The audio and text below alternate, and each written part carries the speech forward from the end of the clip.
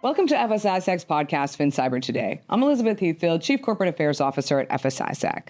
Managing supply chain risk is one of the sector's thorniest issues. If our customers can't access our services, it doesn't matter who's to blame. Our reputations and our businesses are on the line.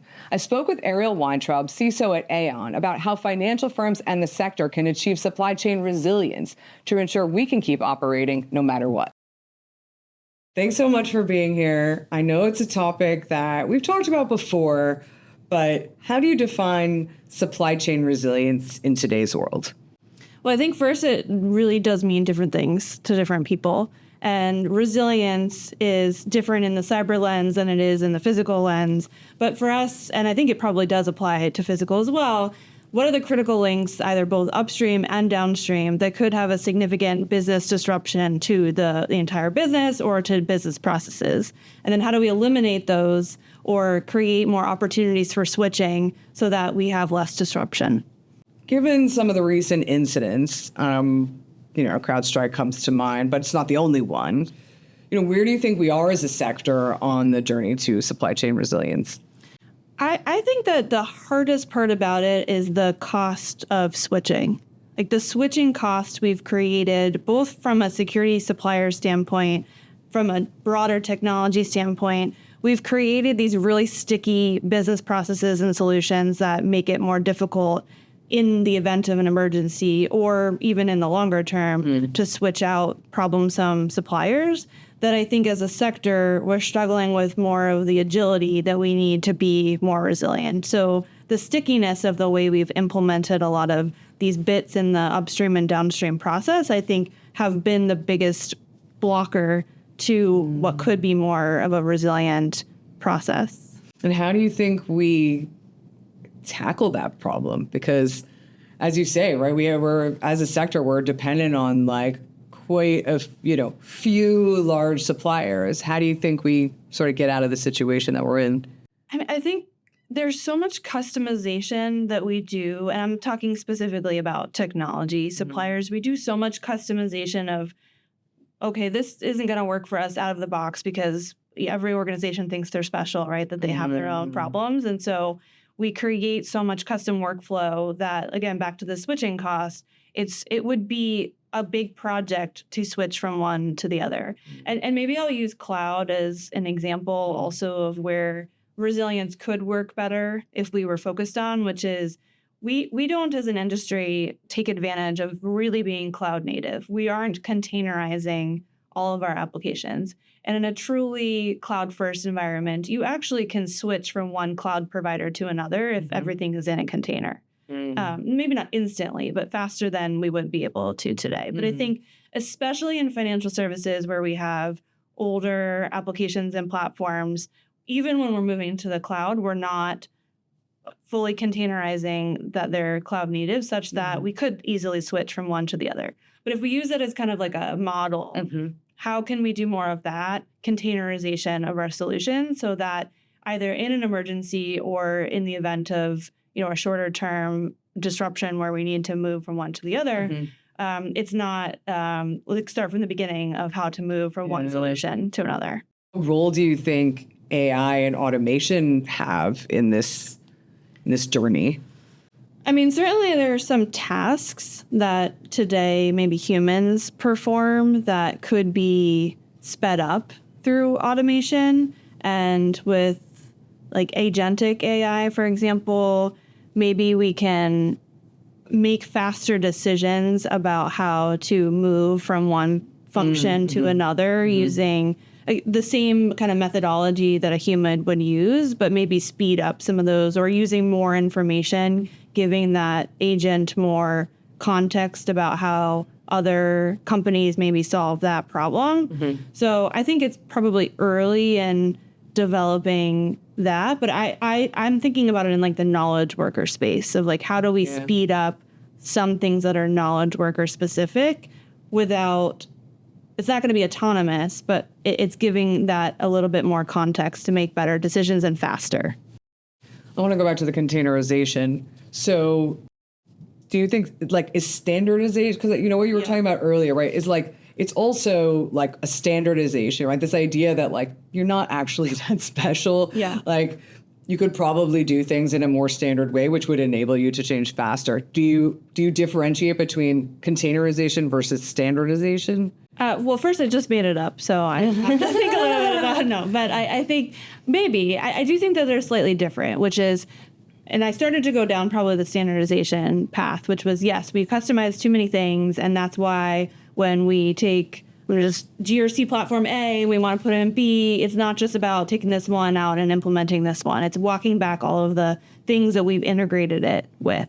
So that's probably more in the standardization category. Containerization, if we try to apply that like broader than what it's really intended for, might be above and beyond that, which is leveraging some of the more modern day technology like APIs, where maybe the better word is orchestration, like creating more orchestration layers so that the things that sit between are less sticky. So if you're connecting A to B and there's a thing in the middle, the thing in the middle doesn't necessarily need to know what's on either side. And as long as the thing in the middle stays the same, then it makes the switching a little easier. Now, of course, now the thing in the middle becomes the roadblock or the bit in the supply chain that's now critical. Right. So how do you think about that? But I think that's kind of the model that I'm thinking about of creating less stickiness in the workflow to create more opportunities down the road for resilience. Yeah, it's like more flexibility. Yes. Right? Yep. So let's talk about the A and the B. What percentage of services that, let's say large financial institutions have, actually you also have a B for? Because are you being required to have more like backup suppliers? I think the answer is it depends on the size, scale, and probably importance of the organization and how it fits into the sector. So from a regulatory standpoint, I think companies that have an impact on the sector itself, they're more the backbone of the financial transactions, right? Those, I think, are given more direction to have those multiple suppliers. Other companies, mine included, aren't necessarily viewed in that type of perspective. We're not necessarily upstream in supply chain resilience. So we may not directly be given that sort of pressure, and therefore we're more potentially vulnerable to not having those, backup options. But it all comes down to cost, right? Like we don't have unlimited resources, so we have to decide which are the ones that are necessary to have that backup solution. But maybe where we need to be headed to is more partnerships. Like maybe vendor A and vendor B, and certainly this has sales implications that need to be sorted out, but maybe they need to have more partnerships so that in the event that something happens to one, there's another one to come save them. No, in reality, I don't know how that works, and I have the luxury of working on this side, not on the supplier side. Right. But I think that's the key to unlocking, like solving for the whole sector versus just solving for individual organizations. And I mean, so you're required to have a backup supplier, right, for a critical function. There's a lot of, besides the pure cost, there's also just like the overhead of managing that risk as well, right? So how do you think CISOs and security teams need to think about that when they're looking across, like, okay, this makes sense for us to have a backup for, but that also means it's just yet another supplier that we have to manage the risk for? I mean, I think there's one argument to say that fewer suppliers is better because it's a numbers game, right? Like at any given point, any company, any supplier could have a significant incident, whether it's a cyber incident or an IT outage or whatever it is. So it is a numbers game, right? There is math there that if you have a smaller number of total suppliers, the likelihood of one of your suppliers being impacted is certainly smaller. But on the other hand, then you don't have that kind of optionality in the event that the one that you do have gets hit. Right. So I don't think there's a perfect in the middle, but I think you have to balance both of those. Yes, you don't want your total population of vendors to be higher than it absolutely has to. On the other hand, you don't want it to be so small that you have no optionality. Let's talk about disconnection and reconnection, because I also think that's obviously a conversation that's happening a lot. How do those considerations play into the concept of supply chain resilience? One, I think we've broadened this topic such that there's too much also of a scare tactic, because the reality of how we directly connect from one company to another is often quite small. And the likelihood of certain types of, for example, ransomware from spreading from one to another is very dependent upon where that incident actually occurs. Yeah. And I think sometimes we're a little quick to jump to conclusions about, we hear about this company having a ransomware incident. We have to cut all ties with them. That means email. That means any obviously direct connectivity that they have with us. Maybe we're afraid to even pick up the phone. And I think there's like a reality of we really need to understand what their incident is and what it does impact to make that decision. And the reality is there's probably a very small percent of incidents that actually have likelihood of spreading. Now, this requires more talking to each other, which is, of course, where the FS-ISAC comes in as an opportunity, because with the information sharing, I think together we can make better decisions versus making a knee-jerk reaction to say, well, I don't have all the facts, and therefore I'm going to take the most restrictive stance and say, I don't trust them anymore. I'm going to have to just disconnect. Is there a tension between how individual firms need to think about managing their supply chain risk and resilience, and how the sector at large thinks about it, or are they aligned? Or can it be that they sort of go into opposite directions in given cases? I think it's the latter, but I think the information sharing part of that's what's most important. And then optionality, those two things together. So, of course, in the event where one leading supplier is broadly used, for example, the one you shared before, and that it has a disproportionate impact on the sector. On the other hand, you have a network of other companies that are dealing with the same thing. And so solving the problem and the response is actually faster because you're able to leverage the insights from your peers, and it's not just solving this problem by yourself. So yes, would the broader impacts have been smaller if not as high of a percent of companies used that particular product? Sure. But I do think we also really banded together quickly of here's some tips and techniques, and have you tried this? Have you tried that? It probably would have been worse, and recovery times would have taken even longer if we didn't have that information sharing practices. So obviously resilience is a key focus of ours. It's a key focus of regulators. It's a key focus, all around.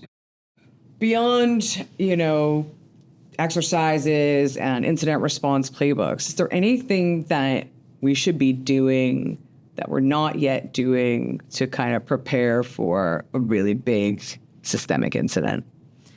I mean, I think the regulatory pressure will continue to push against, in some ways, some of the information sharing opportunities. And so I think just continuing to focus on the fact that we're not competing based on cybersecurity. We're not competing even based on technology availability, right? We're competing on the businesses that we're providing. Viewing it in that way, I think, just makes people feel better about sharing with each other best practices. So yes, formal things like tabletops and playbooks and all of that. But the reality is when the thing happens, beyond just taking out your playbook, you're calling the other person, right, that, may have either previously experienced something or just may be an expert in a particular area. So I think it's really just continuing on the connectivity between firms and creating that opportunity for best practices sharing. Anything else that we should be talking about that we haven't really touched on? Because, it's obviously the North Star. We want to keep operating no matter what. And, no matter how far we've gone individually as a firm, continues to experience these outages, we're going to continue to have to be responsible for it, right? So is there anything more that we can be doing? I think it's just overemphasizing that responses is equally important as detection and prevention. And we will never prevent all of the incidents from happening, either within our own company or within a supplier that we use. So yes, practicing, but I'm not talking about practicing via a tabletop because that just doesn't look the same. But how do we flex our muscles and get better at the actual response part? Are there ways that we can truly simulate what it looks like to have a full availability outage. It doesn't even matter if it's caused by a cyber incident or an IT outage. Like, how do we create more of those non-paper-based exercises so that the stress associated with it too is something that's really real? I mean, even just the human impacts of like, how do you coordinate people's personal lives, that, you know, things like childcare and other responsibilities that people have. Like, you don't plan that really into your playbooks. I mean, some of these incidents, if large enough, this is an all hands on deck 24/7 situation until it's resolved. You know, you can't really simulate that. No matter how hard you try, you're not going to simulate some of the stress associated with that. But maybe how do we focus on that more and have options for recovery solutions? And maybe it's, you know, leaning on other teams and other companies to assist, to come in and be part of an incident in support of another. This was a problem when we first talked about this. The first it was like 3 or 4 years as ago. It is now, because it is so complex. And as technology becomes more complex, the problem becomes more complex. AI, I'm sure, will create additional things that we're not even thinking about in the supply chain problem. So I look forward to that podcast in 2 years. I'll see you then, probably before as well. All right. Thanks so much, Ariel. Thank you.